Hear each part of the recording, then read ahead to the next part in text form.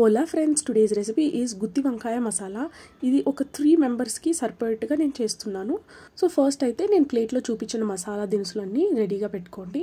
తర్వాత ఒక మిక్సీ జార్లో 2 చిన్న టొమాటోస్, దాని తర్వాత ప్లేట్లో చూపించిన మసాలాలన్నీ వేసుకోవాలి. తర్వాత కూరకు తగ్గినంత మన కారం కూడా వేసుకొని స్మూత్ పేస్ట్ చేసుకోండి. తర్వాత ఒక కడాయి పెట్టి అందులో ఆయిల్ వేయండి. ఆయిల్ హీట్ అయ్యాక ఆవాలు వేసి సిజిల్ అవ్వనివ్వండి. తర్వాత కొద్దిగా మెంతులు కూడా వేసుకొని వేపుకోండి. తర్వాత మనం ఇక్కడ నేనైతే 2 మీడియం ఆనియన్స్ తీసి ఫ్రై చేస్తున్నాను. ఇందులో 4 పచ్చిమిర్చీలు, కరివేపాకు కూడా వేసి బాగా వేపాను. అవన్నీ వేగిన తర్వాత ఒక చిటికెడు పసుపుకి వేసి వేయించుకోండి. ఇక్కడ వంకాయలకి 4గా స్లిట్ చేసి మనం చేసుకున్న మసాలా పేస్ట్ని అందులో స్టఫ్ చేసి ఆయిల్లో వేయండి. అది బాగా ఒక 4-5 మినిట్స్ మీడియం ఫ్లేమ్లోనే వేయించండి. అది చక్కగా వేగిన తర్వాత మిగిలిన మసాలా కూడా వేసి బాగా లో ఫ్లేమ్లో ఫ్రై చేసుకోండి.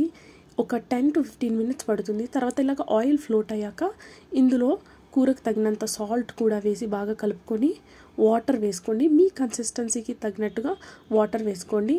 ఇక్కడ ఒక 15 మినిట్స్లో వంకాయలన్నీ ఉడికిపోతాయి. ఇలాగా దగ్గరకు వచ్చేంత వరకు బాగా ఉడికించుకోండి. తర్వాత నేను ఇక్కడ చింతపండు పులుసు వేస్తున్నాను. మీ పులుపుకు తగినంతగా చింతపండు రసం వేసి బాగా కలుపుకొని లో ఫ్లేమ్లో దీన్ని ఒక 10 మినిట్స్ మగ్గించుకోండి. అంతే, మన గుత్తి వంకాయ మసాలా రెడీ.